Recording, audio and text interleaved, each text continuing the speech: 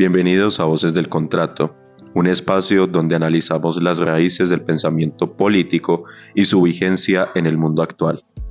Hoy nos acompañan estudiantes de la licenciatura en Ciencias Sociales, Sara Puerta, Juan David, Juan Esteban y Valeria López. Pónganse cómodos, respiren profundo, porque hoy recorreremos juntos un camino fascinante, del contrato social al capitalismo contemporáneo.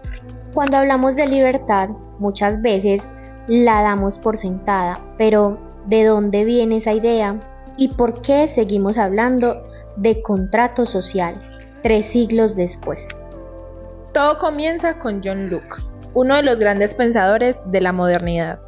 Él planteó que los seres humanos nacemos libres e iguales y que el poder político surge de un pacto racional entre los hombres, no de la voluntad divina. Como explica Federico García Arjona en su texto Contractualismo, ya no se verá al soberano como una figura con dotes especiales de carácter divino, sino como una persona cuya formación le permite gobernar. Página 74. Con Locke se separan definitivamente el poder civil y la Iglesia, y se construyen las bases del Estado moderno, fundado en la razón, la libertad y la propiedad. Pero esa misma libertad tiene un precio. Locke afirmaba que ser libre era poder poseer y transformar la naturaleza con el trabajo propio.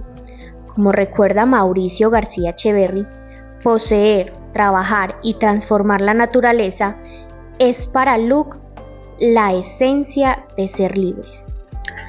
Y ahí surge la pregunta que hoy nos convoca.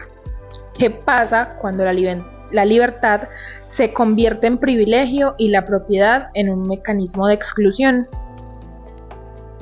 El documental Capitalismo, una historia de amor, de Michael Moore, nos advierten sin rodeos.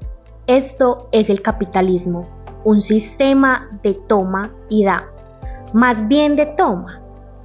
Acompáñennos en este episodio para recorrer el camino que va de Locke al capitalismo contemporáneo, entre la promesa de la libertad y la crisis del contrato social actual. Para comprender a Locke hay que situarlo en Inglaterra del siglo XVII, una sociedad que cambia profundamente con el comercio, la expansión colonial y la aparición del capitalismo agrario. Como dice Mauricio García Echeverri, la modernidad europea consolida el capitalismo en el campo inglés, cuando la tierra se convierte en mercancía y los campesinos son desplazados. Federico García Arjona lo complementa. Empezaban a formarse las bases del Estado moderno y con ello su separación de la Iglesia, lo dice en la página 74 de su libro del Contractualismo. Ese cambio fue político, sí, pero también fue económico y moral. Como señala García Echeverri, el poder no solo se ejerce haciendo leyes, sino administrando la capacidad de despojar a otros de sus medios de vida, de modo que la libertad de unos implicó la desposesión de otros. Locke veía el Estado como un pacto racional que debía proteger la vida, la libertad y la propiedad. Pero ese pacto, con el tiempo, legitimó una forma de acumulación que siglos después sería la base del capitalismo liberal. Locke imaginó un estado de naturaleza donde todos somos libres e iguales, pero sin reglas comunes ni seguridad. Por eso, los hombres pactan el estado civil, entregando parte de su libertad para ganar orden, justicia y propiedad. Como explica Federico, la visión contractualista tiene como base la consideración del mundo social, como escindido en 2 partes, el estado de naturaleza y el estado civil. Esto lo dice en la página 74 de su libro. Pero Locke advertía que esa cesión tenía límites. El poder del soberano solo es legítimo mientras cumple el contrato. Si lo traiciona, el pueblo tiene todo el derecho a resistir. Y ahí radica una de las diferencias claves con Hobbes.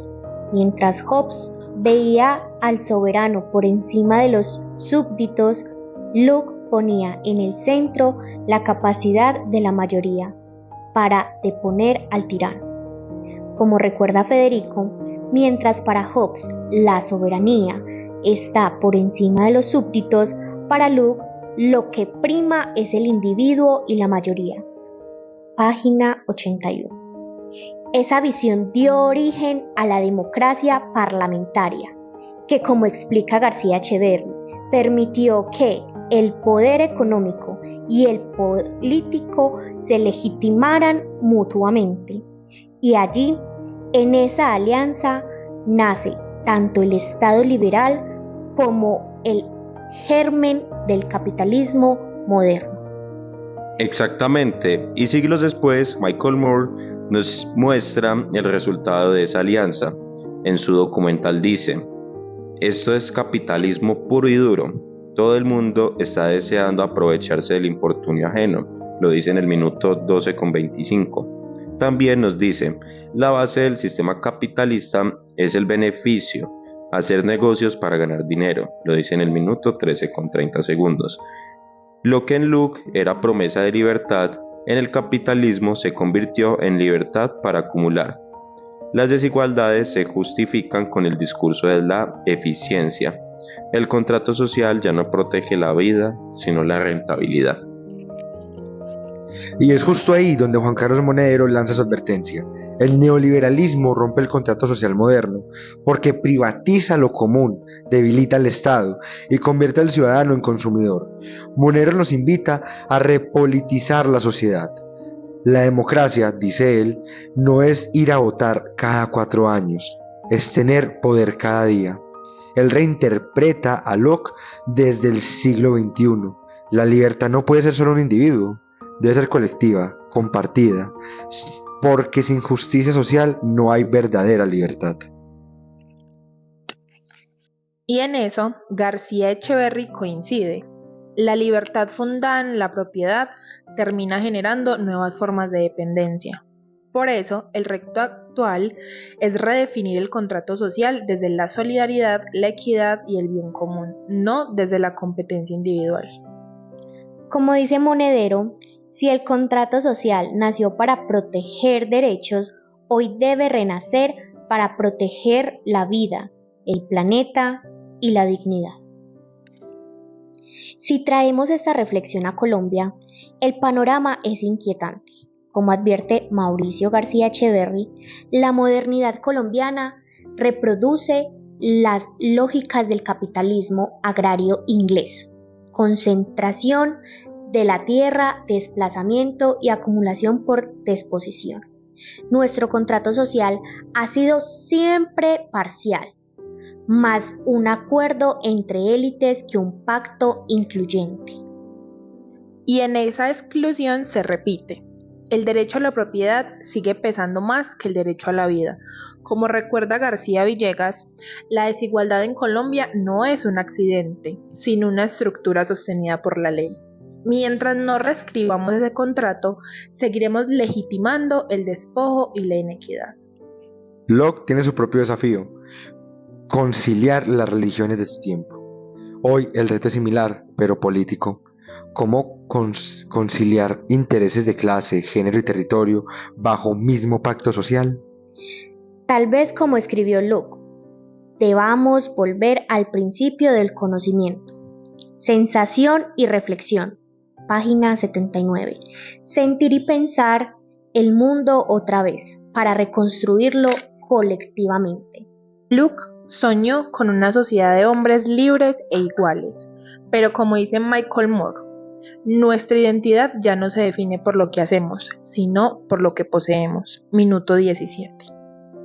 Entre Locke y Monedero hay 3 siglos de historia, pero una misma pregunta nos atraviesa: ¿quién cumple realmente el contrato social?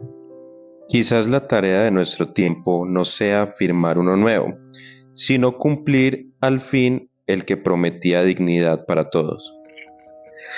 Y hacerlo desde una mirada colectiva, recordando que el contrato no es solo entre individuos, sino también con la naturaleza y las generaciones futuras. O como dice Monedero, la democracia no es un evento, es una práctica cotidiana. Gracias a todos los oyentes por acompañarnos en Voces del Contrato. Esperamos que esta conversación los invite a pensar en cómo reescribir nuestro pacto social con más justicia, más comunidad y más humanidad. Esto fue Del contrato social al capitalismo contemporáneo. Hasta la próxima.